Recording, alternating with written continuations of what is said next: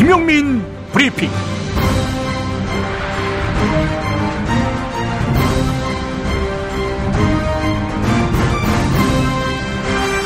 안녕하십니까. 2016년 8월 25일 목요일에 인사드리는 김용민입니다.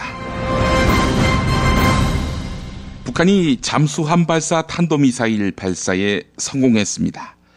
파블로프의 개라는 이론 아십니까? 이 개는 종소리만 들으면 침을 흘립니다. 다소 어려운 말로 조건 반사, 무조건 반사를 강조할 때 이 개는 등장합니다. 북한의 도발 가능성이 높아지면 묻지도 따지지도 않고 사드의 필요성이 입증되지 않았느냐라고 떠드는 사람들처럼 말입니다. 이번 잠수함 발사 탄도미사일 발사 성공에도 어김없었습니다. 우리가 짐작하는 이른바 보수 언론은 대부분 사드 불가피론의 근거로 삼고 있습니다. 그런데 도리어 이번 북한의 잠수함 발사 탄도미사일은 사드가 쓸모없음을 입증합니다.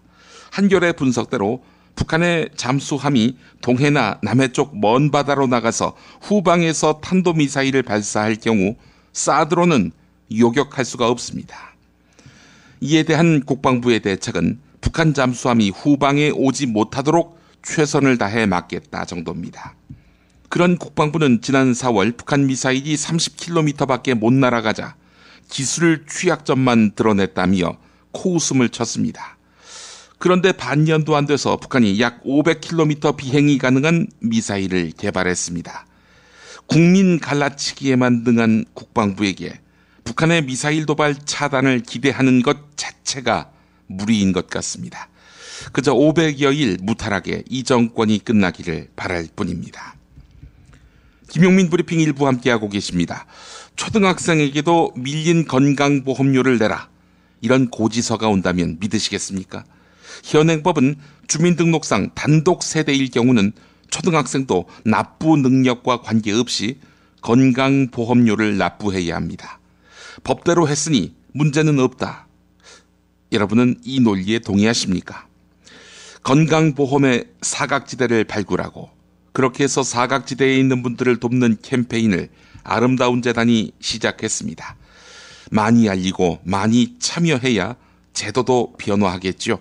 관심 있으신 분은 아름다운 재단을 검색해 주시기 바랍니다. 아름다운 재단입니다. 광고 듣고 조간 브리핑이 이어집니다. 생활고 때문에 건강보험료를 내지 못한 사람들에게 병원은 사치입니다. 그러나 우린 이미 알고 있습니다. 넘어진 사람은 일으키고 아픈 사람은 치료해줘야 한다는 것을. 당신의 기부가 누군가에겐 건강할 권리를 찾는 소중한 기회가 됩니다. 건강할 권리를 찾기 위한 60일의 건강보험증 캠페인. 검색창에 아름다운 재단을 검색해주세요. 안녕하세요. 조광래 중고차 오늘의 한마디. 아무리 말해도 그녀는 죽을 때까지 모를 겁니다.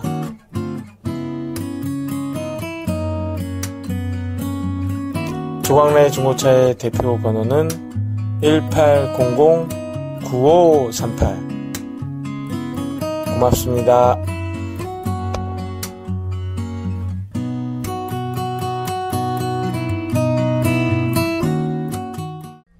충남 금산의 넓은 인삼밭.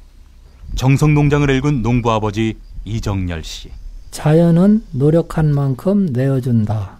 그 자연의 마음을 알기에 정성농장을 더불어 일구는 아들 이성규 씨도 아버지에게 배운 것처럼 정직하고 또 성실하게.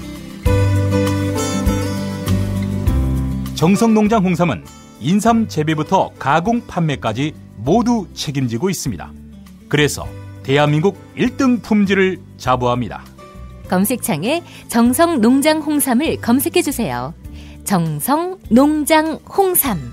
전화문의는 010-9754-6972. 이제부터는 관록의 뉴스 해설가 김용민이 오늘 아침 조간신문을 훑어드립니다.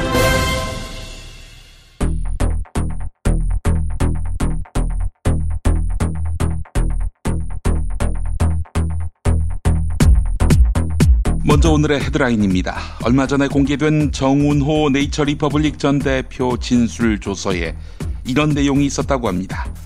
홍만표 변호사가, 그러니까 내 변호사가 청와대 민정수석을 잡고 있어서 나는 벌금만 내고 끝내는 줄 알았다.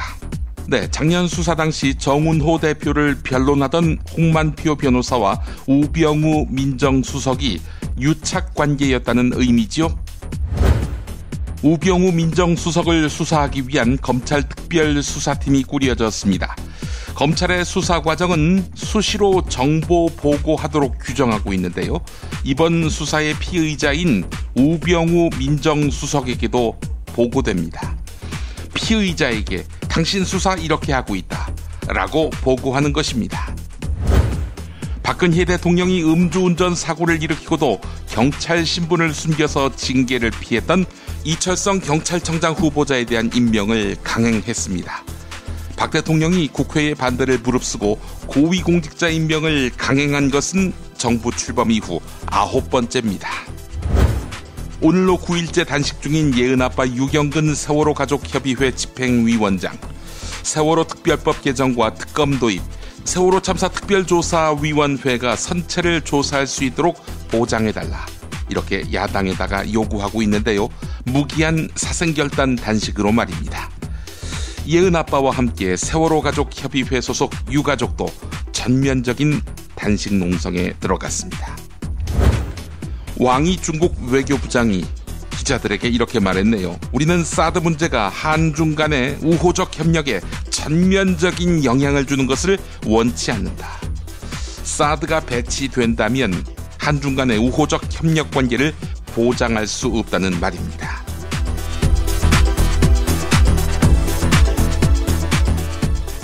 정운호 네이처리퍼블릭 대표는 지난해 상습 원정 도박 혐의로 기소됐을 때만 해도 그리 주목받지 못했습니다. 그러나 홍만표 변호사가 등장하면서 폭발적인 관심을 끌게 됐습니다. 그리고 이 사건은 우병우 청와대 민정수석이 연계되면서 또 다른 파장을 예고하고 있습니다. 경향신문이 잡아낸 정운호 대표의 진술조서에 이런 내용이 있었습니다. 홍만표 변호사가 청와대 민정수석을 잡고 있어서 나는 벌금만 내고 끝날 줄 알았다. 작년 수사 당시 정운호 대표를 변론하던 홍만표 변호사와 우병우 민정수석이 유착관계였다, 이런 의미죠. 홍만표 변호사와 우병우 민정수석은 고 노무현 전 대통령 수사를 함께했던 사이입니다. 법조계에서는 과거 변호사로 동업했다, 이런 주장도 있습니다. 도나도나 사건이 대표적이지요. 우병우 민정수석을 수사하기 위한 검찰 특별수사팀이 꾸려졌습니다. 특별수사팀이 독립적으로 공정하게 수사할 수 있을까? 한겨레가 따져봤습니다. 검찰은 수사 과정을 수시로 정보 보고하도록 규정하고 있습니다. 특별수사팀도 예외는 아닙니다. 수사 과정은 검찰총장과 법무부 장관에게 보고됩니다. 그리고 이번 수사의 피의자인 우병우 민정수석에게도 보고됩니다. 윤갑근 특별수사팀장이 우병우 민정수석에게 보고하는 것을 막을 수 있는 방법은 사실상 없습니다. 윤갑근 팀장이 보고를 안 해도요, 안태근 법무부 검찰국장이 할 수 있다고 합니다. 안태근 국장, 검찰 내의 대표적인 우병우 라인으로 통합니다. 게다가 이번 수사팀 구성은 우병우 라인과 황교안 라인으로 채워졌다는 평가입니다. 이 지점에서 한겨레 김의겸 논설위원의 칼럼 우병우, 전두환과 닮았다를 읽어야 합니다. TK 출신 우병우 민정수석, 고향 선배들이 하나회를 만들었다면 우병우도 못지않은 사조직을 만들었다. 우병우 사단이다. 우병우 사단은 우병우 수석의 눈과 귀다. 가만히 앉아서 검찰을 손바닥 들여볼 수 있도록 도와주고 있다. 전두환이 12.12 반란을 이길 수 있었던 것도 정보력이었다. 보안사의 통신을 완벽하게 장악하고 있었고 중앙정보부장 자리도 차지했다. 육군 본부 쪽 움직임을 훤히 파악하고 있었던 것이다. 현재 검찰 내부에서는 이런 말이 들린다. 우병우 민정수석이 검찰 사정을 김수남 검찰총장보다 더 빨리 파악한다. 한 검사장은 대검 회의 때마다 청와대의 뜻입니다라고 결론을 내린다. 국정원도 마찬가지다. 우 수석은 자신의 절친인 최윤수를 국정원 2차장으로 발탁했다. 이병호 국정원장이 겉돌고 있다는 소리가 나온다. 국세청 등 힘께나 쓰는 기관의 경우도 기관장보다는 2인자가 주목받고 있다. 사정기관 모두에 우병우 사단이 있다. 우병우 수석은 곧 검찰 수사를 받게 된다. 여전히 민정수석이기에 수사 정보를 실시간으로 전달받을 가능성이 있다. 답지를 보고 푸는 시험이나 같다. 그래도 전두환과 우병우의 가장 닮은 점은 되치기 수법이다. 전두환은 정승화 육군참모총장이 자신을 한직 중에 한직인 동해안 경비사령부로 보내려고 하자 먼저 선수를 쳤다. 정승화가 김재규와 박정희 암살을 공모했다는 혐의를 씌워서 체포해버렸다. 우병우 수석을 겨냥한 언론의 보도가 시작되자 청와대는 이를 부패 기득권 세력과 좌파의 공격으로 반격했다. 이런 내용입니다. 우병우 수석이 검증한 이철성 경찰청장 후보자. 어제 박근혜 대통령이 후보자 꼬리표를 떼주었습니다. 음주운전 사고를 일으키고도 경찰 신분을 숨겨서 징계를 피했던 이철성 후보자 아닙니까? 이것이 논란이 돼서 국회에서 인사청문 경과보고서 채택이 불발됐지요. 그런데 박근혜 대통령이 이런 국회의 반대를 무릅쓰고 고위공직자 임명을 강행한 것입니다. 이런 경우가 정부 출범 이후 9번째라고 합니다. 국회 인사청문회 뭐하러 합니까? 어차피 국회 검증 무시하고 임명장 줄 거. 자, 그런데 인사청문회를 전면적으로 도입하라고 한 것은 참여정부 때 한나라당이었고 당시 당대표는 박근혜 대통령이었습니다. 한겨레 사설 중에 이 대목도 읽어보겠습니다. 새누리당 의원이 인사청문회에서 질문했습니다. 후배 경찰관이 음주 사고를 냈을 때 과연 징계하고 해임할 수 있겠는가? 이철성 경찰청장 후보자는 그게 가장 어려운 부분이다 라고 답했습니다. 검찰이 홍보대 행사 뉴스 커뮤니케이션스 박수환 대표에 대해서 구속영장을 청구했습니다. 어제 구속됐다라고 제가 말씀드렸는데 정정합니다. 구속영장을 청구했습니다. 검찰은 박수환 대표가 남상태 전 대우조선해양 사장의 연임을 위해서 산업은행장을 상대로 로비스트 역할을 한 것으로 보고 있는데요. 이제 잠시 후 박수환 대표를 설명하는 이완배 기자의 경제의 속살 코너 기대해 주시기 바랍니다. 왜 대우조선 사장 연임을 위해서 산업은행장에게 로비할까? 아시는 대로 산업은행은 대우조선해양의 최대 주주입니다. 당연히 대우조선해양 인사를 결정할 수 있습니다. 박수환 대표는 민유성 당시 산업은행장과 친분이 두터웠고 이를 이용해서 남상태 당시 사장의 연임을 청탁한 것으로 검찰은 보고 있습니다.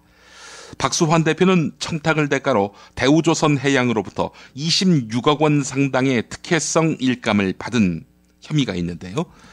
여기에 더해서 박수환 대표는 이명박 정부 정관계 인사들과의 친분을 동원해서 일감을 따낸 것으로 전해졌습니다. 잘하면 불길이 MB정부 쪽으로 번질 가능성도 없지 않습니다. 국민일보 보도였습니다. 이석수 특별감찰관의 고발 1호. 네, 박근혜 대통령의 동생 박근령 씨입니다. 사기 혐의로 검찰 수사를 받게 됐습니다. 그런데 박근령 전 유경재단 이사장 또 다른 사기 사건에 연루된 것으로 확인됐습니다. 이 사건은 문모 씨가 홍모 씨로부터 2천만 원을 가로챈 사기 범죄입니다. 문 씨는 홍 씨에게 유경재단과 함께 국제유치원을 운영하고 있다면서 유경재단과 맺은 협약서를 보여주었습니다. 홍모 씨에게 유치원 스쿨버스 계약을 줄 테니 그 대가로 2천만 원을 요구한 것입니다. 하지만 당시 문 씨와 업무 협약을 체결한 박근령 전 이사장에게는 유경재단에 대한 대표권이 없었습니다. 그러니까 박근령 씨가 문 씨와 함께 홍 씨를 속인 모양새입니다. 오늘로 90회째 단식 중인 예은아빠 유경근 세월호 가족협의회 집행위원장, 세월호 특별법 개정과 특검 도입, 세월호 참사 특조위의 선체조사 보장, 이걸 야당에 요구하고 있습니다. 무기한 사생결단 단식으로 말이죠. 예은아빠와 함께 세월호 가족협의회 소속 유가족들도 전면적인 단식 농성에 들어갔습니다. 홍영미 씨의 호소가 있습니다. 그동안 할 수 있는 건 정말 다 해보았습니다. 이제 진짜 할 수 있는 것이 이것밖에 남지 않아 단식을 합니다. 오늘도 피가 마르고 뼈가 녹는 유가족들이 더는 거리에 나서지 않을 수 있도록 도와주세요. 네. 이것밖에 할 수 있는 게 없다는 말씀입니다. 일본에서 한중 외교장관 회담이 열렸습니다.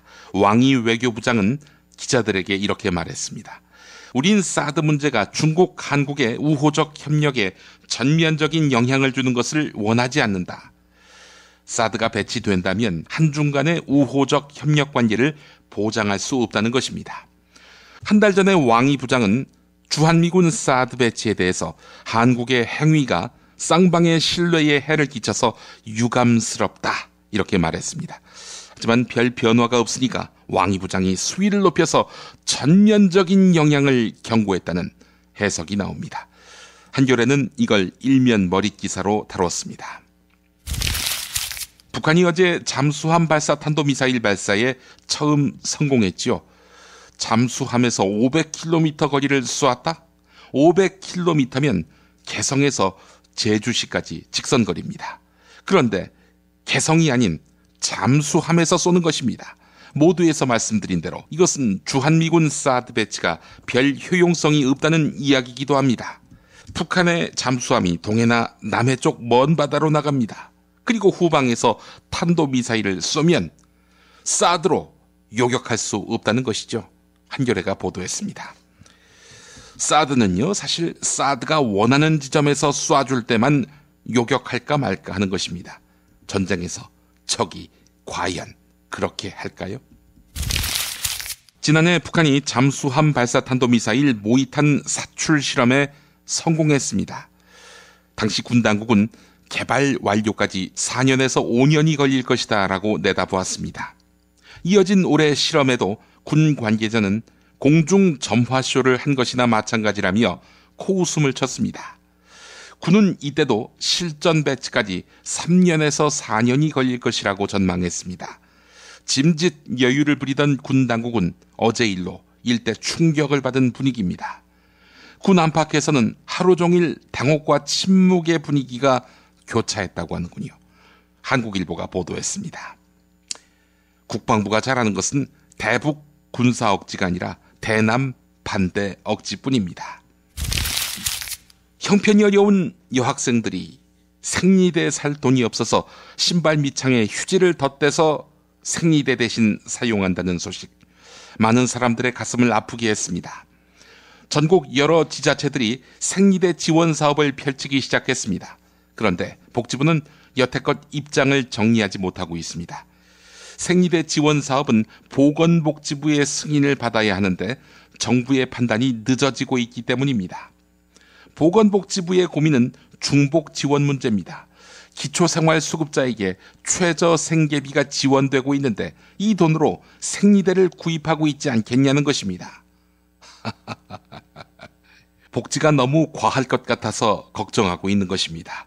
참으로 쓸데없는 정권입니다. 경향신문이 보도했습니다.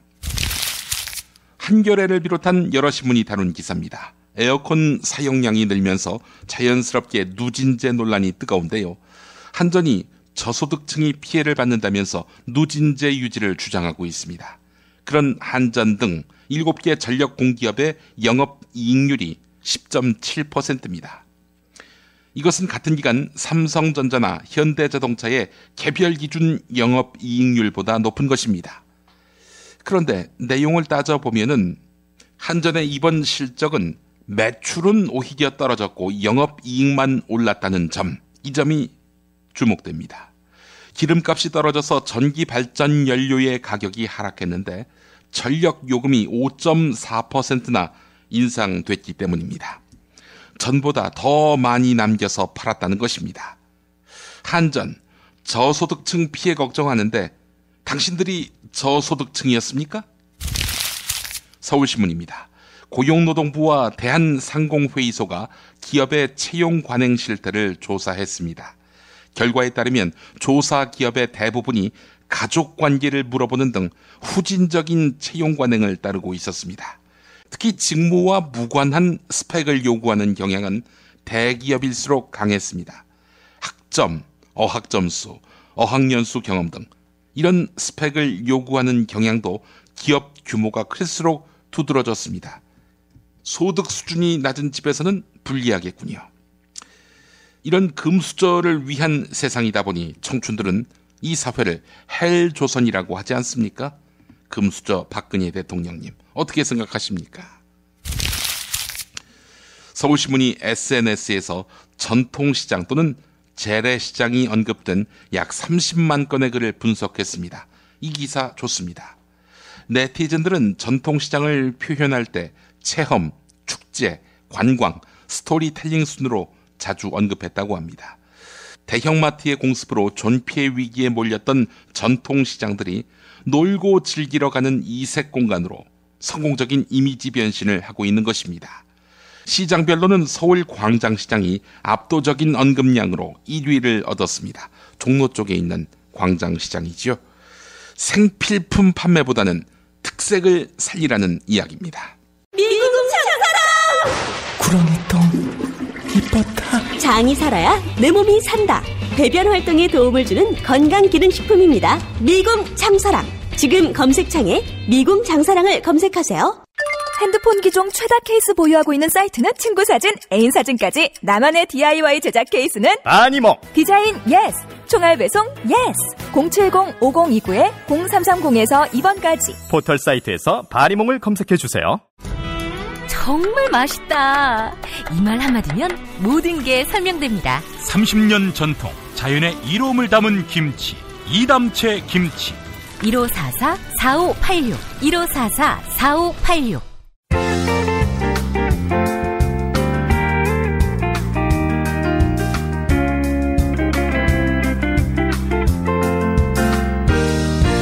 여러분 안녕하십니까? 지금부터 전국 16개 시도교육청과 무관한 2016학년도 뉴스 듣기 능력평가를 시작하겠습니다.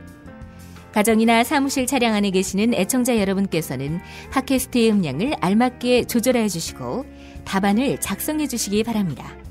모든 문제는 한 번씩만 들려드리니 잘 듣고 지시에 따라 물음에 답하시기 바랍니다. 이제 시작하겠습니다. 대화를 듣고 남자의 마지막 말에 대한 여자의 응답으로 가장 적절한 것을 고르시오. 카카, 큰일 났습니다. 뭐가 또 큰일이 나요? 조응천이 정윤 횟집을 차리려고 했던 것처럼 이석수가 우병우 삼겹집을 차린답니까? 그게 아니고요. 북한이 500km 사거리 미사일을, 그것도 잠수함에서 쏘는 미사일을 개발했다는 겁니다. 가만히 있자. 500km면 개성에서 어디까지 쏠 수 있습니까? 제주시까지 다 커버됩니다. 당연히 부산, 목포도요. 아니, 그럼 경사가 난 거 아니에요? 네? 경사요? 왜 경사입니까? 아니, 사드를 반대할 명분이 사라진 거 아니에요? 뭐 아니죠. 잠수함 미사일 아닙니까? 남쪽 바다로 내려와서 쏘면 후방에서 쏘는 건데 뭐 이건 사드로는 전혀 방어가 안 됩니다. 카카, 장군의 딸 맞습니까? 국가안보만은 확실하게 챙기시겠다고 하셔서. 씹새끼. 매를 벌어요, 이 새끼는. 카카, 이 미사일은 그래서 우리 방어체계 근간을 흔듭니다. 카카, 솔직히 말씀하시죠. 이 미사일, 즉 잠수함 발사 탄도 미사일이 영어 넉자로 뭔지 아십니까? 모르시죠? 왜 몰라? 다 알지. 1번 YMCA, 2번 SOFA, 즉 소파, 3번 SLBM, 4번 엑스레이. 인천 상륙작전 작전 이름이었잖아. 엑스레이. 5번 산소가스.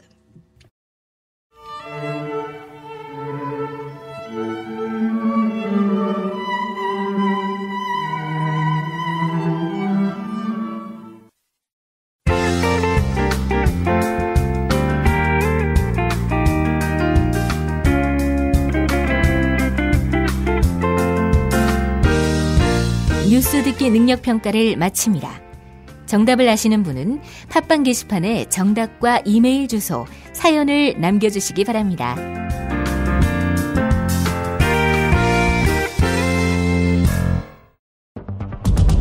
She never ever quits. 中国不能缺席。 Der Holocaust für Deutschland. Edechikani makasete beti daro toいうのが私の考え方. Ma senti, col dolore umano non si può essere neutrali.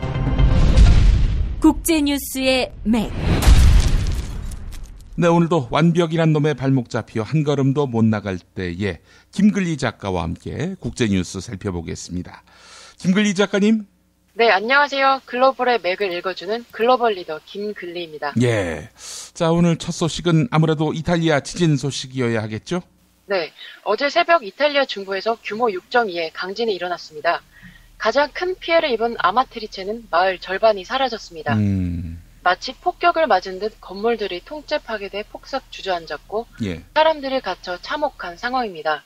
한적하고 아름다운 산골 마을이 20에서 30초 동안의 지진으로 순식간에 황폐화된 겁니다. 예, 파스타의 본고장이다 이런 얘기도 있던데, 예, 이 아름다운 마을이 순식간에 황폐화가 됐다. 아, 참 참담한데 현재까지의 피해 상황 한번 좀 짚어볼까요?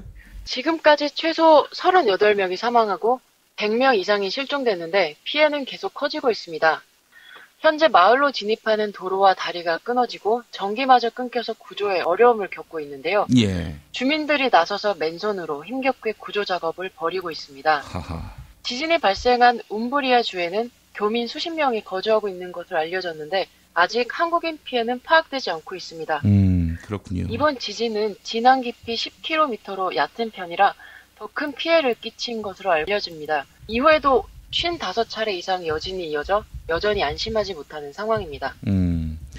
자, 이탈리아가 그런데 유럽에서 지진 위험이 가장 큰 곳이라고 하죠? 네.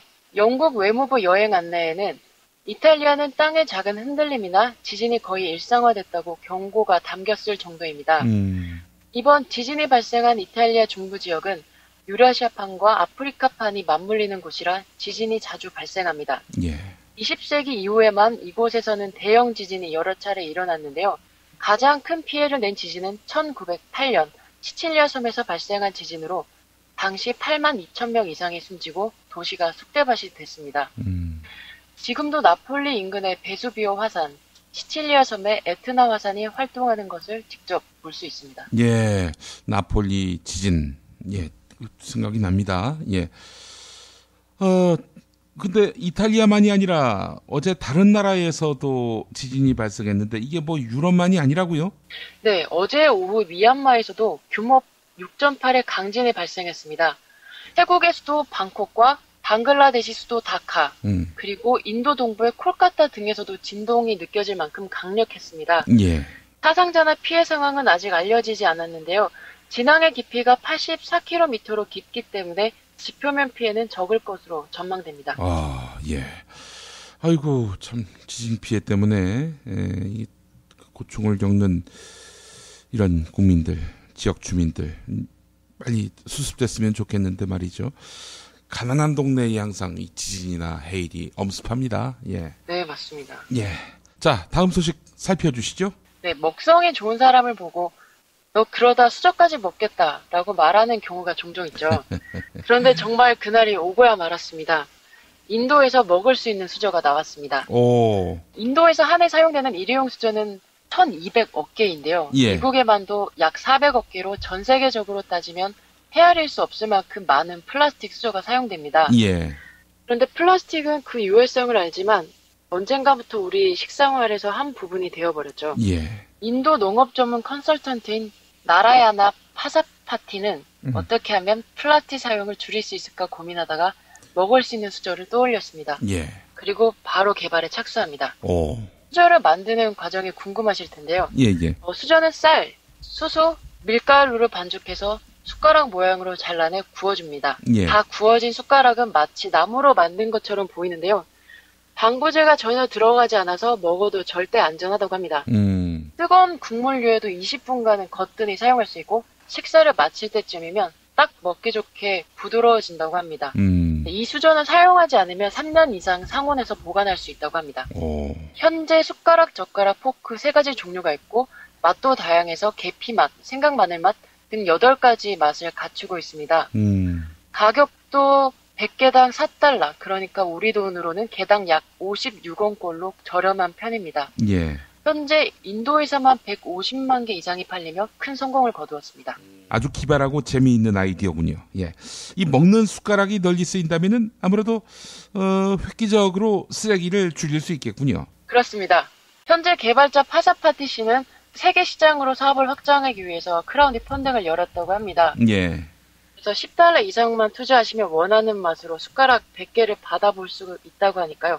관심 있으신 분들은 검색해서 한번 찾아보시길 권해드립니다. 요 발송비가 더 많이 들겠는데 보니까. 자, 이 밖에도 네. 먹을 수 있는 컵도 나왔다고요? 먹을 수 있는 컵. 네, KFC가 작년 먹을 수 있는 커피컵을 내놓았습니다. 이름은 스코프이 컵인데요. 예. 금방 베어낸 잔디향과 초콜릿 맛이 난다고 합니다. KFC 보도자료에 따르면 이 컵은 비스킷으로 만들어졌고 설탕 종이로 쌓여 있으며 윗부분은 화이트 초콜릿띠로 둘러져 있다고 합니다. 예. 이 제품은 현재 시험 판매 중입니다. 예.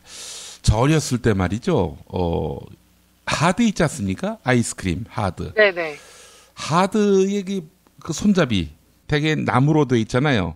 근데 저 어렸을 때는 그것도 역시 버리지 말고 마지막에 먹을 수 있는 굳은 과자 비슷한 건데 그게 이제 딸려서 나왔는데 말이죠. 얼마 안 있다가 없어졌어요. 아마 개발이 좀 덜 된 상황이어서 그런 거 아니었겠나 생각이 드는데 예, 하여간 기술이 많이 발전했군요. 예, 이제는 뭐 상용화할 수 있을 정도니까. 앞으로는 이런 플라스틱이라든지 비닐 이런 것들을 최소화했으면 좋겠습니다. 이게 다 매립돼야 하는 건데 잘 썩지도 않는 거 아닙니까 이게? 네, 맞습니다. 예. 뭐 배달 음식 같은 경우도 그 짜장면 배달도 이제 그 배달할 때 쓰는 그릇 이것도 나중에 이제 먹을 수 있는 비스켓 같은 그런 걸 한번 개발해 보는 건 어떨지 하는 생각도 들었습니다. 예. 자, 기발하고 참신한 그런 좋은 아이디어들이 많이 나왔으면 좋겠다는 생각이 듭니다. 자, 다음 소식 전해주시죠. 하루 몇 시간을 일하면 행복할까요? 짧으면 짧을수록 좋지 않겠습니까? 네, 그렇죠. 몇 시간을 일하느냐는 삶의 질과 직결되기 때문에 세계가 노동시간을 두고 논쟁하고 있습니다. OECD에서 발표한 고용 지표에 따르면 우리나라는 세계에서 노동시간이 가장 많은 나라 중 하나입니다. 예. 우리나라 노동자들이 연평균 일하는 시간은 2,110시간, OECD 국가 중 2위를 차지했습니다. 뭐 하나도 놀랍지 않은 뉴스인데요. 실상 많은 노동자들이 연장 근무가 통계에 제대로 잡히지 않기 때문에 이 엄청난 노동 시간마저도 과소평가됐다는 중론입니다. 예. 아이고 참 이렇게 일을 많이 하는데 노동자들이 행복할 수가 없겠죠. 또 중요한 것은 일한 만큼 대가가 잘 돌아오지 않으니까 이것도 문제인데요. 어떻습니까? 다른 나라 상황은 우리와 비슷한가요? 네. 이 보고서를 보시면 1위는 대체 어딜까 궁금하실 텐데 멕시코가 1위를 차지했고요. 예. OECD 회원국 중에 노동시간이 2,000시간이 넘는 나라는 15년 통계로 멕시코와 한국, 그리스뿐입니다. 일벌레라고 불리는 일본도 1,719시간에 일하고 세계 최강의 경제 대국이라는 미국도 1,729시간에 일합니다. 예. 자, 수치로만 보시면 언뜻 감이 잘 안 오실 테니까 제가 비교를 좀 해드리겠습니다. 예. OECD 연평균 노동시간은 1,770시간입니다. 우리는 이보다 340시간이 많은데 평균 2달을 더 일한다고 보시면 됩니다. 네, 엄청난 시간이죠. 예. 평균 노동시간이 가장 짧은 곳은 독일인데요. 1,371시간에 일합니다. 비교해보면 우리가 약 넉 달을 더 많이 일하는 겁니다. 그렇다고 뭐 우리가 독일보다도 선진국인 건 아니잖아요. 그렇습니다. 예. 이렇게 열심히 일하는데 과연 그만큼 행복한 것인가? 세계 행복지수라는 게 있습니다. 행복지수는 유엔에서 매년 작성하는 건데요. 국내 총생산, 건강한 기대 수명, 정부와 기업의 투명성, 개인의 자유, 사회적 지원 등을 평가해 행복지수를 산출하게 됩니다. 특히 평등은 행복감에 큰 영향을 끼쳐서 불평등이 덜할수록 사람들이 더 큰 행복감을 느낀다고 합니다. 예. 2016년 유엔이 작성한 세계 행복 보고서를 한번 보시겠습니다. 총 157개 국가 중에 한국이 58위를 차지했습니다. 지난해에 비해서도 11단계가 하락한 겁니다. 보고서는 국가가 사회와 환경적인 목표는 외면하고 경제 개발에만 매달린다면 인간적인 삶에서 역효과가 발생할 수 없다라며 심지어 생존까지 위험해질 수 있다고 경고했습니다. 사실상 한국은 야근과 12시간 맞교대, 24시간 맞교대처럼 장시간 노동이 여전히 흔한 일인데요. 예. 국제암연구기구는 교대 근무를 두고 납이나 자외선 같은 등급의 발암 물질로 규정한 바 있습니다. 잘 살려고 열심히 일하는 건데 그 결과 건강도 나빠지고 불행해진다면 그건 뭔가 잘못돼도 크게 잘못된 것 같습니다. 그렇죠. 예, 여간 우리가 행복하기 위해서 일을 하는 건데, 예, 그 일이 행복을 망치고 우리 몸과 영혼도 망친다면 그러면 안 되겠죠. 이렇게 양 중심의, 시간 중심의 노동 관리 이 바꿔야 될 것 같습니다. 예, 어떻게 하면은 노동자도 행복하고 사용자도 행복할 것인지. 이것에 대한 진지한 논의가 있어야 할 거고요. 이미 뭐 선진국들, 특히 유럽, 서구 지역은 노동시간이 길다고 곧 생산성이 담보되는 것은 아니다. 이런 식으로 결론 내린 거 아니겠습니까? 네. 그래서 노동시간을 줄이면 정말 행복해질까? 이걸 두고 실제로 스웨덴 정부가 실험을 했는데요. 예.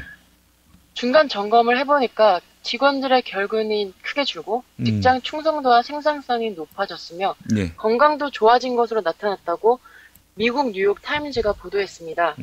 따라서 최근 스웨덴에서는 기업과 병원 등을 중심으로 하루 6시간 노동이 퍼져가고 있습니다.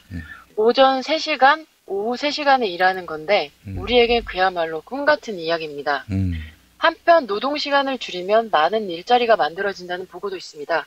노동사회연구소는 주 52시간 상한제만 적용해도 60만 개에서 100만 개 일자리가 만들어질 수 있다는 계산을 내놓았습니다. 예, 그렇군요.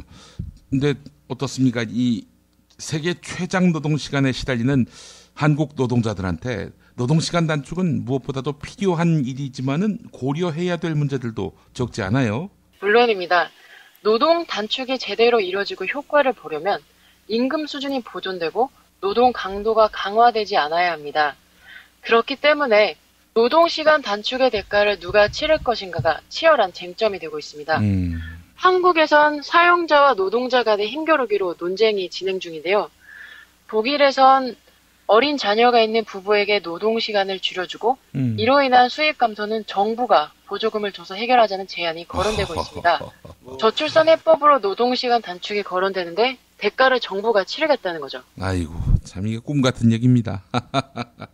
자, 노동시간 줄이자 이러면은 좌파 아니냐, 급진적인 거 아니냐 이런 얘기도 나오는데 당장 일본만 보더라도 그 얘기가 너무 한쪽에 쏠리는 게 아니다라는 게 확인되지 않습니까? 네, 맞습니다. 일본에서는 경제단체 연합회가 나서서 매달 마지막 금요일은 오후 3시 퇴근을 제도화하도록 하는 방안을 추진하고 있습니다. 예. 주말 시간 퇴근을 앞당기면 소비를 유도할 수 있고 이것이 경제 활성화에 도움이 된다는 의견인데요. 예. 영국도 마찬가지로 지난 4월 기업 경영자 대상으로 여론조사를 실시한 결과 경영자 10명 중 6명이 노동시간을 줄이는 것이 생산성 향상에 도움이 된다고 한 바 있습니다. 네, 노동자가 아니라 사용자가 노동시간 단축의 효과를 인정한 것이죠. 사장님들도 노동시간 길다고 다 좋은 거 아니다 이렇게 생각하고 계시는 거군요. 네, 맞습니다. 예. 결국 노동시간에 대한 논쟁은 인간의 행복으로 보아집니다. 예. 몇 시간을 일하면 행복해질까? 여전히 논쟁은 진행 중입니다. 예. 하지만 분명한 건 노동시간을 늘려 이윤을 늘리는 산업화 초기 방식은 더 이상 해법이 될 수도 없고 되어서도 안 된다는 겁니다. 예, 알겠습니다. 지금까지 완벽이란 놈의 발목 잡혀 한 걸음도 못 나갈 때의 김글리 작가와 함께했습니다. 수고 많으셨습니다. 네, 감사합니다. 아이고, 아우 덥다 더워.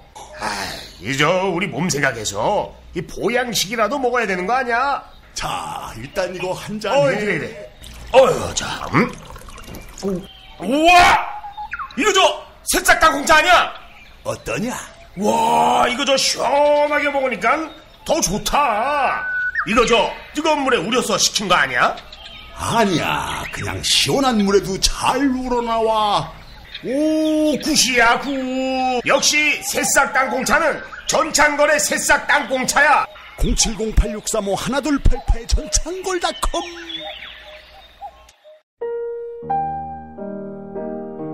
세계 최초의 미용 베개 바슈필로우 아시나요?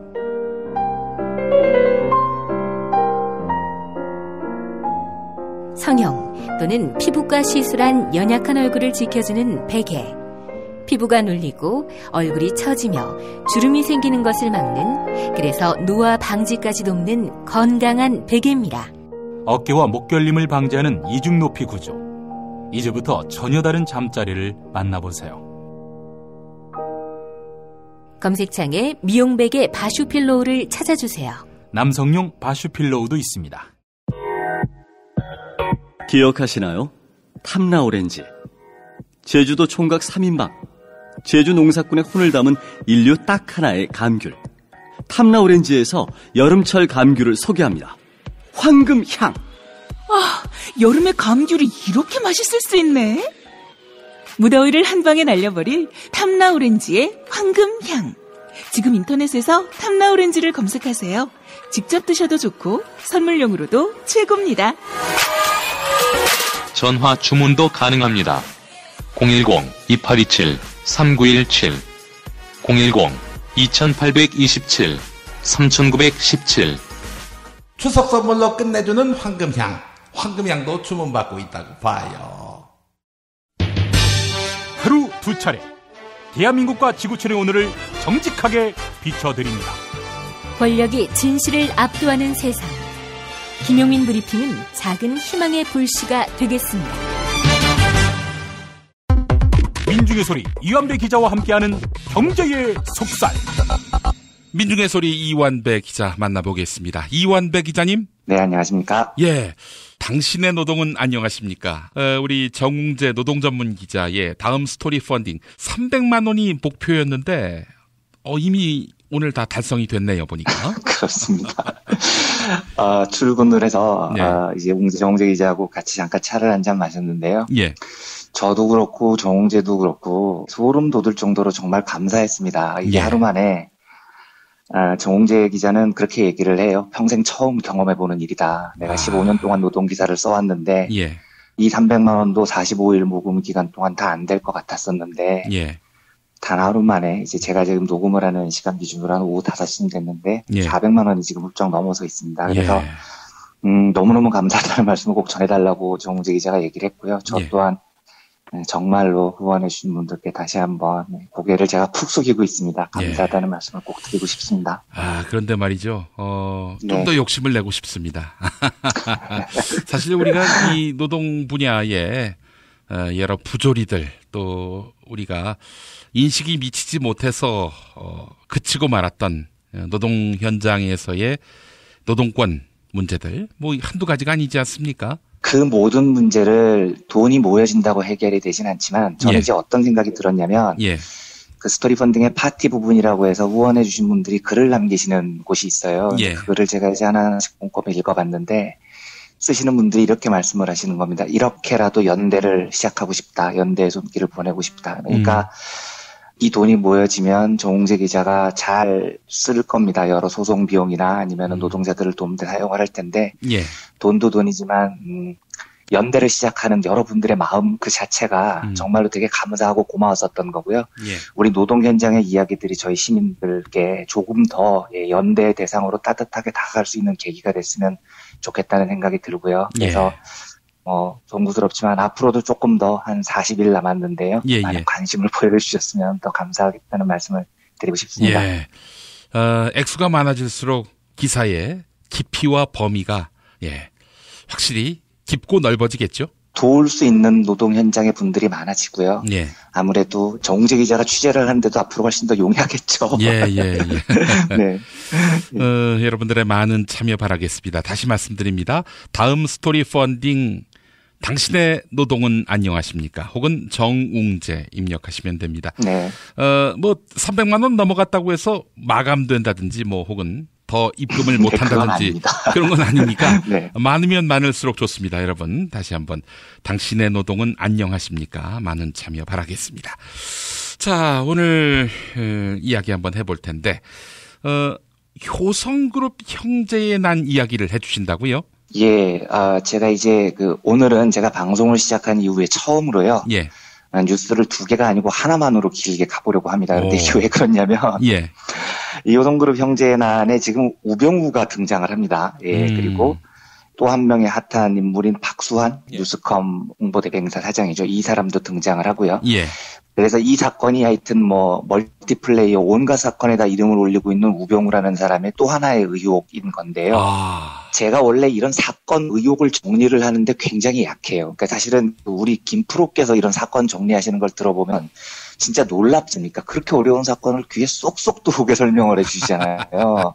예, 저는 이 법조 기자도 안 해봤고 사건 기자를 하긴 했지만 그때도 제가 이런 사건 해설을 되게 잘 못했거든요. 그래서 굉장히 제가 잘 못하는 분야인데 이게 왜 한번 해봐야 되겠다 생각했냐면 이 사건 이제 간단히 요약을 하면 효성그룹 3세들끼리 엄청난 싸움을 벌였는데 우병우가 그 중에 한 명의 편을 되게 세게 들어줬다는 거거든요. 예. 그런데 이게 효성가의 형제들이 어떻게 싸움을 벌이고 그게 어떻게 전개됐는지를 이해하지 못하면 우병우라는 거물의 등장과 그 우병우가 왜 한쪽 편을 그렇게 세게 편을 들어주신지를 조금 이해하기가 어려울 수가 있습니다. 그래서 효성그룹 형제의 난 그 스토리를 우병우가 등장하는 데까지 한번 제가 할 수 있는 대로 쉽게 한번 설명을 해보려고 합니다. 예. 우선 주인공 이름을 먼저 3명 정도 암기를 하고 들어가야 조금 이 스토리가 이해가 쉽습니다. 우병우, 이 사람은 이제 금방 암기하실 수 있을 거고요. 예. 갑자기 혜성처럼 등장한 그 뉴스컴이라는 홍보대행사, 요즘 대우조선해양 비리에 등장을 하는 인물이죠. 박수환. 네. 이런 사람이 한 명 있고요. 박수환 씨가 여성이죠? 네, 그렇습니다. 예. 그리고 여기에서 한 명 이름을 꼭 기억을 해야 될 사람이 조현문이라는 사람입니다. 이제 나머지 사람들은 다 이름을 기억을 하지 않아도 좋습니다. 예. 이 조현문이라는 사람은 그 효성그룹 창업주의 3세인데요. 이 사람 이야기는 이제 조금 이따 하겠습니다. 그런데, 이해를 돕기 위해서 약간 여담입니다만, 그 효성그룹이라는 그룹의 창업 역사부터 한번 좀 살펴보겠습니다. 예. 효성그룹 창업주가 조홍재, 이런 사람이거든요. 근데 이 사람이 이제 삼성그룹 이병철하고 동네 선후배 사이였어요. 이병철보다 나이가 4살이 많습니다. 제가 이거 한번 말씀드린 적이 있는데, 2014년에 그 경남개발공사하고요. 코레일 부산 경남본부 얘네들이 경남 의령에 관광 코스를 하나 개발을 했는데 그게 부자 기바퀴 코스라는 게 있었어요. 예. 의령 남강에 전설이 하나 내려오는데요. 그 정암이라는 곳에 솥바위가 있는데 이 바위를 중심으로 반경 30리 이내에 큰 부자가 3명이 난다는 게 오랫동안 내려왔던 전설이라는 거죠. 이 전설이 실현이 됐다는 겁니다. 그래서 그 솥바위 중심으로 30리 안에 이병철, LG 구인회, 효성 조홍재가 모두 그 동네에서 다 태어났다는 겁니다. 전설이 이루어졌다는 건데요. 그래서 경상남도가 부자 기바퀴 코스라는 황당한 관광 코스를 개발해서 실제로 운영을 한 적도 있었습니다. 제정신들이 아닌 거죠. 재벌 신격한데요. 참 황당합니다. 근데 어쨌든 이병철 구인의 조홍재가 비슷한 동네에서 태어난 건 맞습니다. 이제 이병철이 젊었을 때 일본 유학을 되게 가고 싶어 했었어요. 그런데 부모님이 안 된다고 한 거죠. 그러니까 이병철이 돈이 없으니까 옆 동네로 찾아간 겁니다. 그래서 옆 동네 만석군 지주집안 아들이었던 조홍재를 홍재형 이렇게 불렀겠죠. 나 일본 유학 가는데 돈 좀 빌려줘 이런 겁니다. 그래서 조홍재가 거금 500원을 선뜻 내놓습니다. 그러니까 저희가 그 관훈 나이트클럽 대회 공세의 필봉 얘기 나왔을 때요. 그 조선일보 서춘주 PD 김성수 찾아가서 광고해달라고 했더니 광고비 10원 뭐 이랬다는 적 있지 않습니까? 근데 그 10원을 대충 그 민동기 국장님이 빼면 1,000만 원 정도로 이렇게 계산을 하셨었잖아요. 비슷한 시기인데 500원을 지금 조홍재한테 빌렸다는 거예요. 그러니까 이게 그때 계산으로 하면 5억 원쯤 되는 겁니다. 그 계산으로. 5억 원쯤. 근데 당시 물가를 비교를 해보면 사실 정통은요. 당시 10원이 요즘 한 100만 원 정도라고 하더라고요. 실제로 아마 물가 수준을 따지고 나면 조홍재한테 이병철에 빌린 돈 한 5천만 원 정도일 것 같고 서춘주필의 김성수를 찾아가서 광고하겠습니다. 그랬더니 김성수가 100만 원 이렇게 부르는 뭐 그런 상황인 것 같습니다. 근데 그 조홍재라는 사람은 제가 이 사람을 칭찬하려는 건 전혀 아닌데요. 우리 재벌들 중에는 그래도 좀 족적이 꽤 깨끗한 사람이에요. 그러니까 대주주 집안 출신인데 그 반일 정서가 기록으로 남아 있습니다. 예. 그래서 이 사람이 1922년에 중앙고등보통학교에 입학을 했는데 예. 마침 그 26년에 60만세 운동이 일어나거든요. 근데 예. 이 조홍재가 이 60만세 운동의 주모자의 한 사람으로 몰립니다. 아하. 그래서 실제로 감옥에도 가요. 예. 근데 이병철에 대한 기록은 어떤 걸 찾아봐도 독립운동에 우호적이었다는 기록이 아무것도 없습니다. 예, 뭐 묘정이나 다니고 도박에 빠졌던 기록은 나와도요. 그런데 조홍재는 그나마 좀 지주 출신 중에서도 좀 정신이 있는 사람이었었던 거죠. 예. 그리고 이제 이병철하고 조홍재가 1948년에 동업을 합니다. 그래서 지금 서울의 그 YMCA 건물에서요. 옛 그 영법빌딩 건물이죠. 여기에서 삼성물산을 세웁니다. 이게 이제 삼성그룹의 모태가 되는 곳입니다. 근데 요때 두 사람의 기억이 조금 다릅니다. 조홍재는 어떻게 기억을 하냐면요. 예. 다 계산을 해보니까 내가 지분을 한 60% 냈다. 이게 조홍재의 주장이고요. 예. 이병철은 기록을 어떻게 하냐면 내가 75%를 냈고 전무 조홍재와 상무 김생기 등 6사람이 나머지 25%를 댔다. 이렇게 기록을 합니다. 예. 근데 조홍재는 6대4라고 기억을 하고요. 예. 근데 문제는 조홍재가 이제 나중에 이병철한테 쫓겨나는데 주식양도 계약서, 뭐 출자전환 약정서 이런 문서를 작성을 안 해놓은 거예요. 그러니까 결국은 이병철이 나중에 조홍재를 쫓아낼 때 조홍재가 내가 낸 지분이 60%라는 것을 전혀 인정을 못 받고 쫓겨나게 됩니다. 아하. 근데 어쨌든 중간에는 이 두 사람이 동업이 잘 돼서 1953년에 제일제당을 세웠고요. 그 다음에 그 이듬해 제일모직을 세웠고요. 그래서 제일모직, 제일제당, 삼성물산 이 세 회사가 삼성그룹 초반에 3인방이었었던 굉장히 중요한 회사였습니다. 예. 그리고 조홍재는 1960년에 제일제당 사장에 취임을 합니다.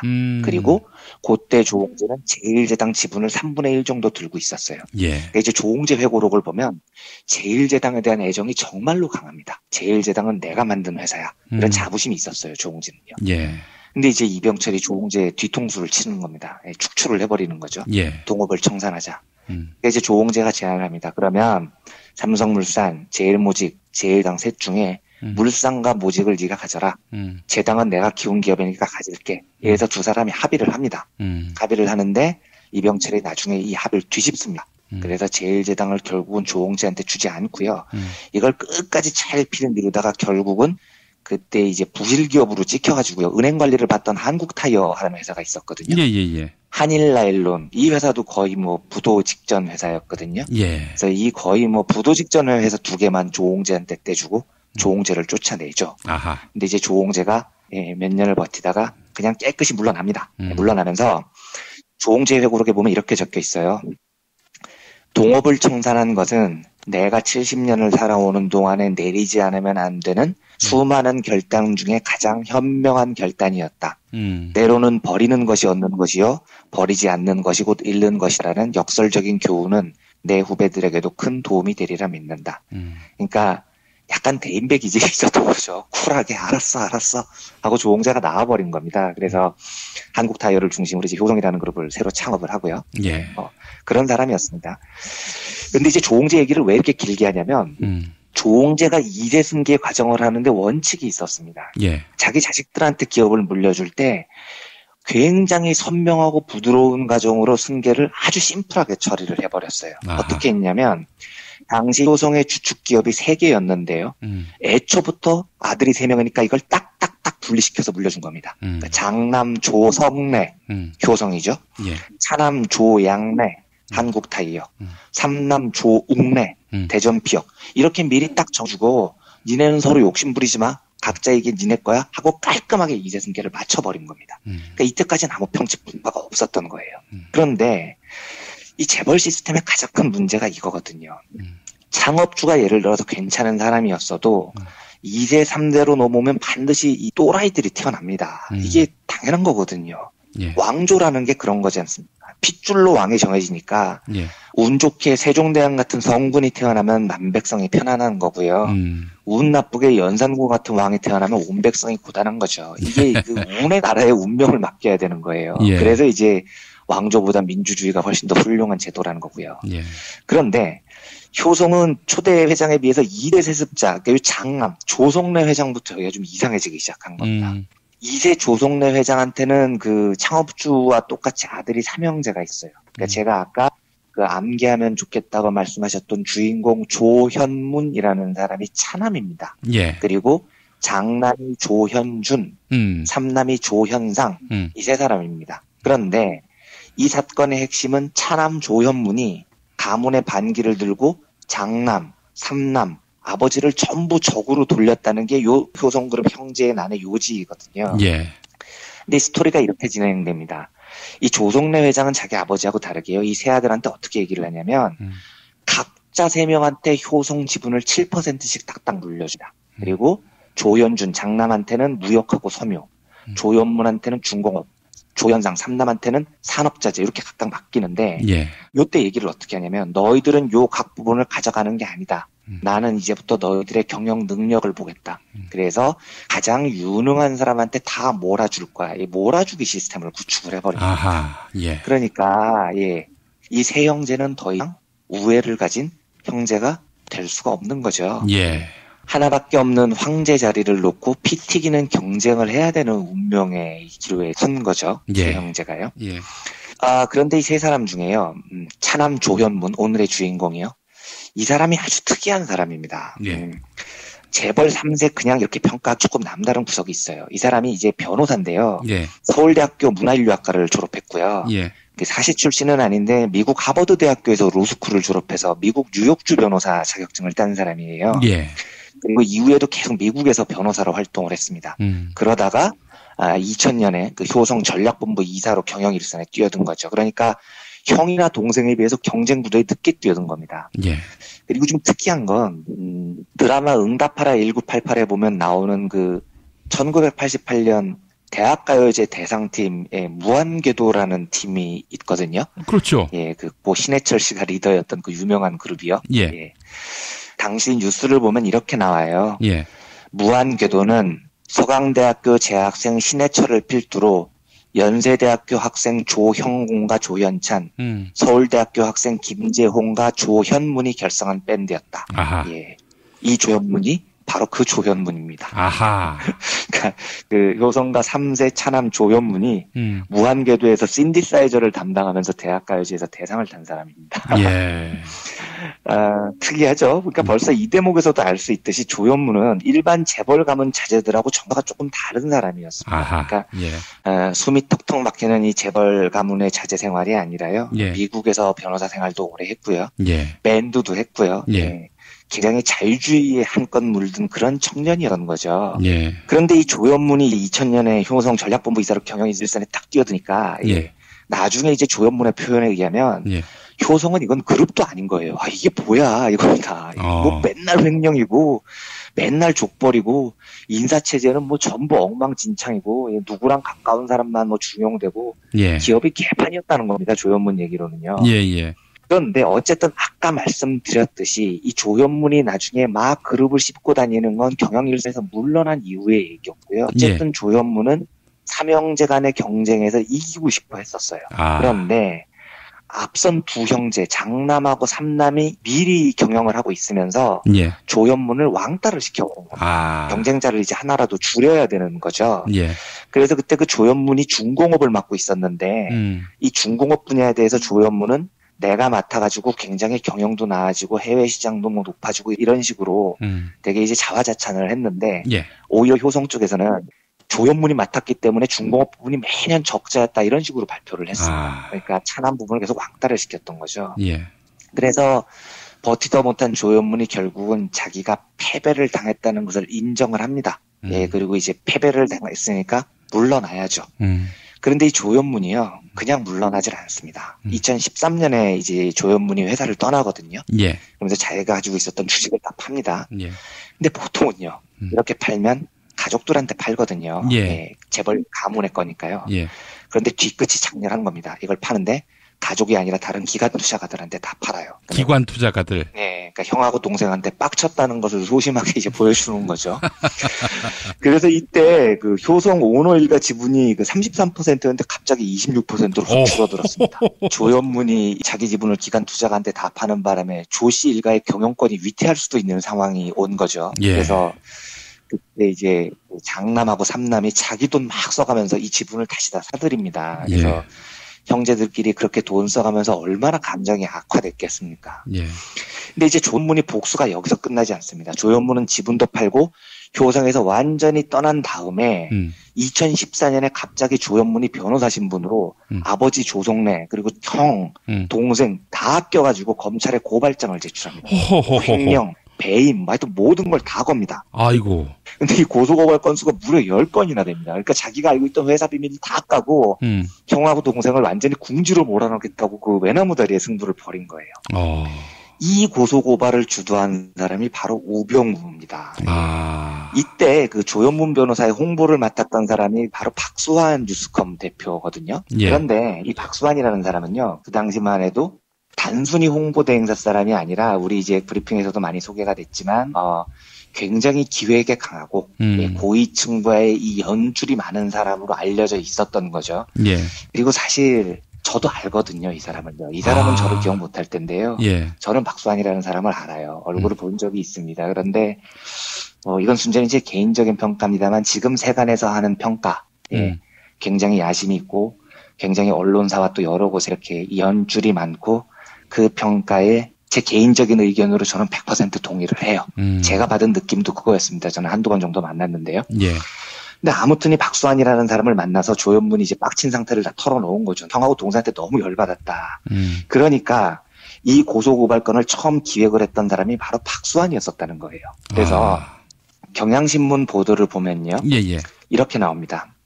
효성 사정의 밝은 인사는 왕제난 초반부터 전체 그림을 기획하고 효성 쪽을 비공식 접촉한 인물은 박 대표였다. 그가 효성에 자꾸 이러시면 서초동으로 가셔야 한다고 언급한 적도 있다. 협박했다는 거죠. 그러니까 박수환이 교회에서 조연문을 만나서 형제의 난에 구상을 했다는 겁니다. 예.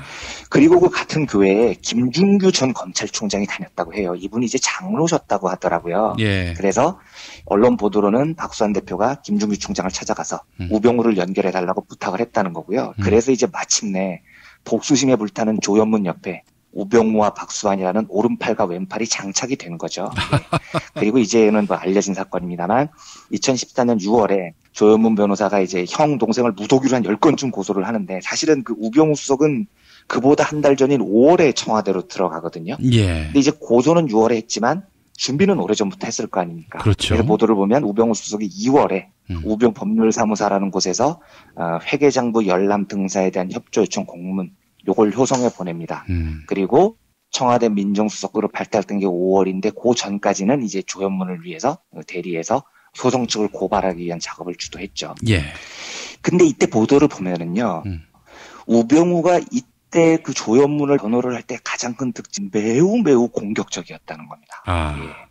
그러니까 효성 계열사들을 방문한 자리에서 우병우가 했었던 행동들을 보면 예. 엄청나게 강경했었다는 거예요. 그래서 효성을 대리했던 곳이 김앤장이었는데 학을 떴다는 겁니다. 와, 우병우가 너무 세게 나오니까요.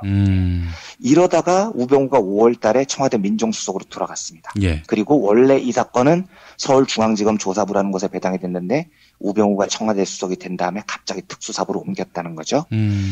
그리고 이제 이 부분부터는 김프로께서 소환이 되셔야 하는 건데요. 제가 이게 무슨 말인지는 잘 모르겠습니다만 예. 언론 보도로는 우병우가 청와대 수석으로 영향력을 행사해서 이제 자기 관할권이나 다름없는 특수사부로 사건을 재배당했다는 거고요. 예. 네, 특수사부가 1년이 넘도록 적극적으로 수사를 하지 않으니까 1년이 지난 뒤에 우병우라고 부인은 윗선에서 강력한 수사 주문이 내려와서 있었다는 거고요. 그리고 지난해에는 그 특수사부를 지휘한 서울중앙지검 3차장이 올해 국가정보원 2차장으로 영전한 우병우의 대학 동기 최측근 최은수 검사장이다. 뭐 이런 스토리인 거죠. 그래서 예.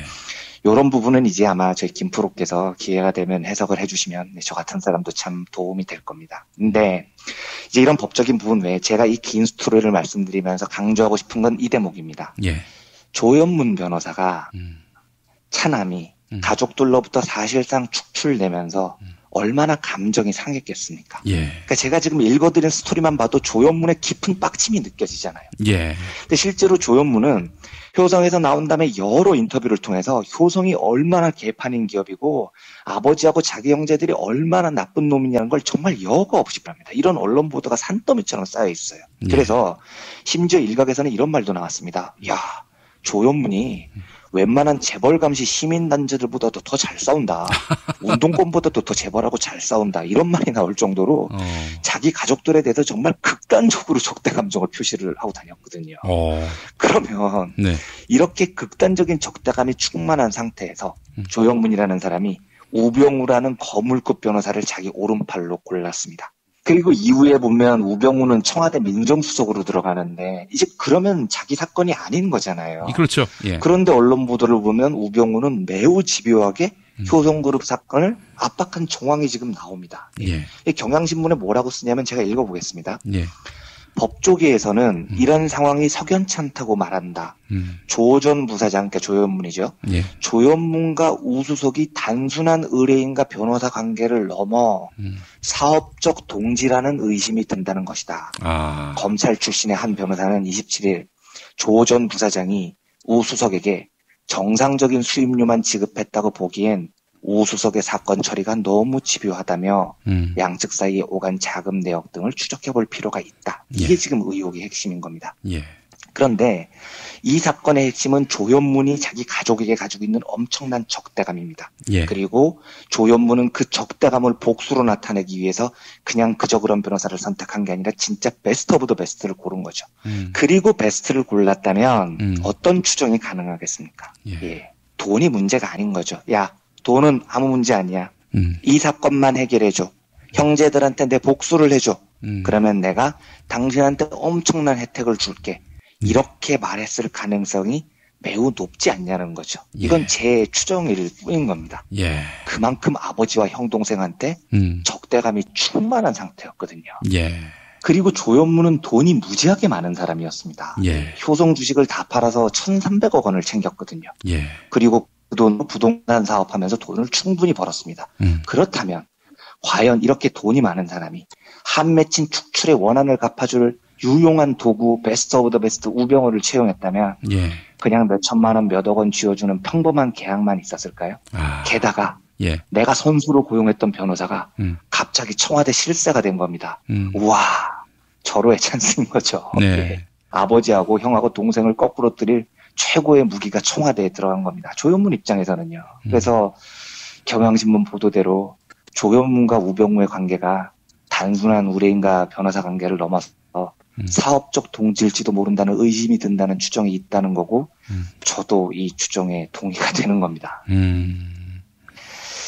뭐 우병우 수석이 검찰 수사에 개입을 했다 이런 의심은 이제 제 영역이 아니어서 잘 모르겠습니다만 아마도 그 수임료로 신고된 이외의 금품 더 추가로 되는 돈을 받았다면 그게 무슨 뭐 청와대 수석으로서 부당한 영향력을 행사한 대가보 뇌물로 될 수도 있다는 보도도 있더라고요. 그래서 이건 정서적으로 저는 보면 산업 쪽을 담당했었던 경제 기자 쪽에서 입장에서 보면 그리고 내가 조현문이라는 사람의 입장에서 본다면 저는 굉장히 확률이 높은 추정일 거라고 봐요. 그래서 법적인 문제들은 저희 김프로께서 한번 설명을 해주시면 훨씬 더 좋겠지만 이 사건에서 등장하는 우병우를 이해하기 위해서 조현문이 이런 과정을 거치면서 축출이 됐고 조현문에겐 충분한 돈이 있었고 깊은 빡침과 분노가 있었다는 사실을 저희 청취자분들께서 이해를 하시면 우병우 사건을 좀 이해를 하시는데 좀 도움이 될 것 같아서 좀 긴 스토리인데요. 지루하셨을지 모르겠지만 길게 이렇게 한번 말씀을 드려봤습니다. 아닙니다. 아이고. 조현문이라는 사람이 상당히 궁금해지는데요. 그렇죠. 그냥 저기 조성래 아들들이 뭐 다 그렇고 그렇지 않겠나 생각이 들었는데. 네, 특이합니다. 그 나름 또 재벌 개혁에 대한 의지도 있는 걸로 봐서는. 그렇죠. 네. 무한궤도의 멤버 중에 조형곤 씨가 있군요. 네, 그렇습니다. 이분은 또 조원길 목사라고 그 한국기독교 장로회 남성교회 목사. 님이고. 예. 그러세요? 그런 것도 네. 제가 관심이 많으니까. 예. 당시 무한궤도가 굉장히 다양한 구성이었었군요. 이제 조영구 씨가 나중에 015B 멤버가 됐어요. 예, 저기 이 조현문 씨도 나중에 015B에 잠깐 참가했다고. 그런 연관들이 다 있었구나, 이렇게. 네. 조현문이 어느 교회에서 이렇게 김준규 장로님을 만났는지도 또 궁금해지는데. 네. 예. 저도 굉장히 궁금합니다. 예. 네. 이거 참 개신교가 여러 군데 다 걸쳐 있습니다. 한 발씩들. 알겠습니다. 오늘도 이완배 기자님과 함께 아주 재밌는 이야기 들어봤습니다. 수고 많으셨습니다. 예, 감사합니다. 예. 덥다 더워. 미칠 듯한 폭염에 열대야. 게다가 폭염보다 더 열받게 만드는 여왕님 치하에서 다들 살아계신 거죠? 이럴 때 시원한 바다로 계곡으로 떠나서 얼음장 같은 물에 수박 동동 띄워서 먹어야 되는데, 그쵸? 그리고 부글부글 끓는 속을 달래주는 통쾌한 민중의 소리와 함께 하셔야죠. 오늘도 민중의 소리는 여러분의 후원 전화를 기다립니다. 1661-0451 1661-0451 민중의 소리. 싸지는 안 돼요. 건강식품의 지존 전복을 택한다면 100% 완도에서 잡은 와우 전복. 네이버에서 와우 전복을 찾으세요. 010-2443-0818 한우 사고를 집어넣고 24시간 팔팔 끓인 곰탕, 연지연 곰탕. 어린이부터 노인까지 누구나 좋아하는 건강식 연지연 곰탕. 택배로 신청하시려면 010-7252-1114. 대한민국 최초, 아니 은하계 최초의 잡놈 평전, 김어준 평전. 무식하지만 의리 만빵의 엄마, 노골적인 인종차별의 격분에 개싸움을 벌인 이탈리아 현지인, 한겨울 침낭 안에서 인류애적인 사랑을 나눈 유럽 여성, 그리고 전대미문의 사기꾼 MB까지 김어준의 학교에는 참 많은 선생님이 있었죠. 자기가 언제 행복한지, 내 욕망이 뭔지, 내가 어떻게 생겨먹었는지 자기하고 대면을 해야 돼요. 그래서 내가 하고 싶은 걸 찾아야 됩니다. 누구의 눈치도 보지 말고 욕망의 주체가 돼서, 그리고 그 일을 그냥 해요. 은하계에 다시 없을 딱 한 사람, 김어준. 김용민이 김어준을 9년간 관찰한 기록, 김어준 평전. 김어준 평전, 인터하우스에서 나왔습니다.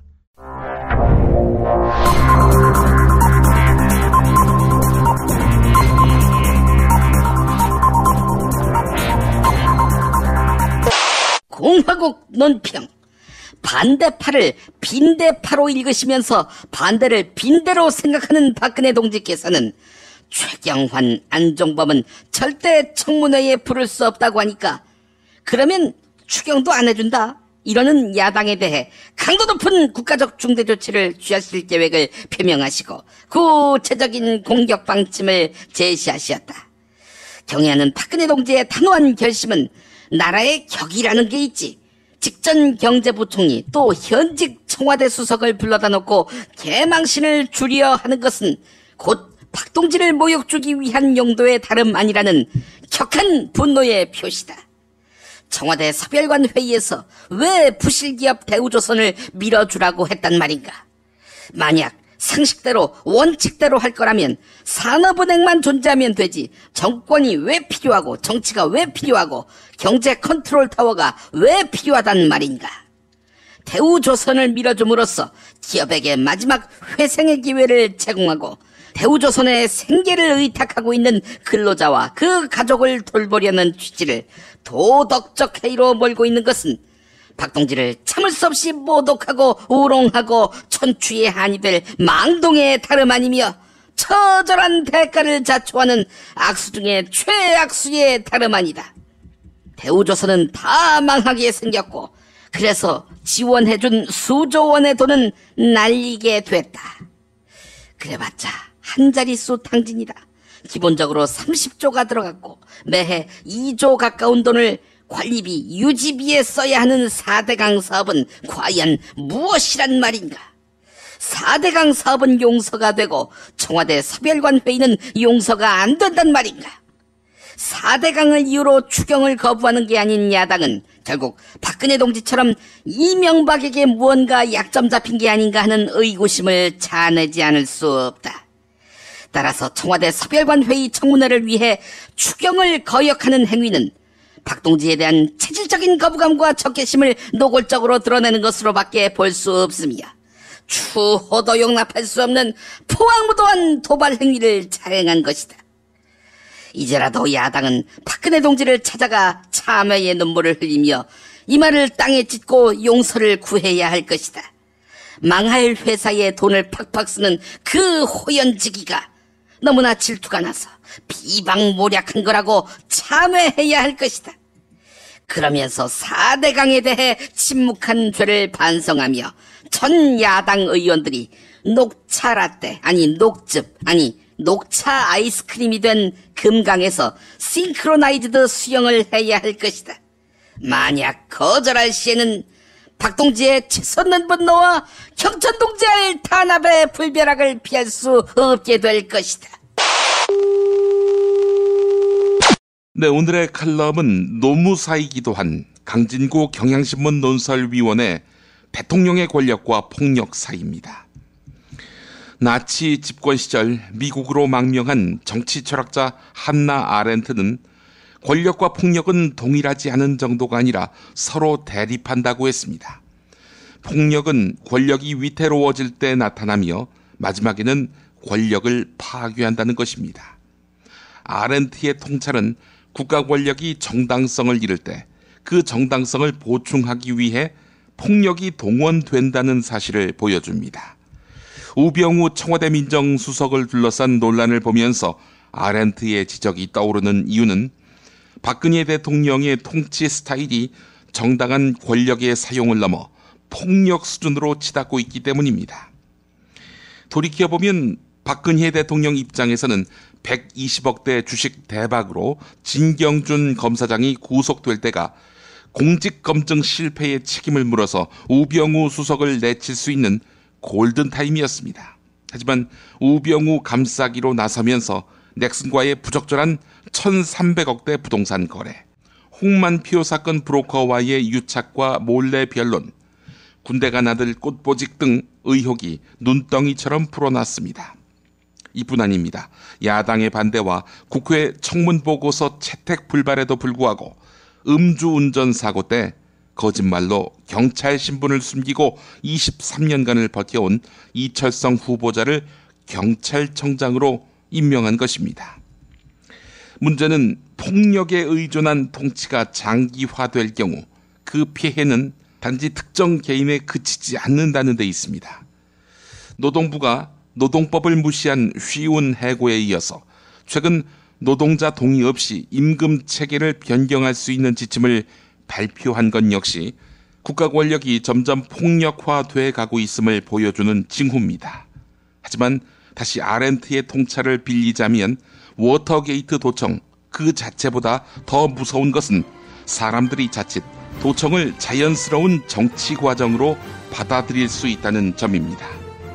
권력이 아닌 폭력에 의한 통치가 길어질수록 시민들이 더욱 긴장하고 깨어 있어야 하는 이유입니다. 시민들이 폭력에 길들여지지 않는 한 폭력은 마지막에는 권력을 파괴합니다. 네, 저녁에 김용민 브리핑 2부가 이어집니다. 김용민 브리핑과 함께한 시간 어떠셨어요? 다음 시간에도 보다 바르고 알차며 즐거운 정보로 여러분을 찾아가겠습니다. 팟캐스트 포털 팟빵에서 다운로드하기, 구독하기, 별점 주기, 댓글 달기로 응원해주세요. 잊지 마세요. 다운로드하기, 구독하기, 별점 주기, 댓글 달기.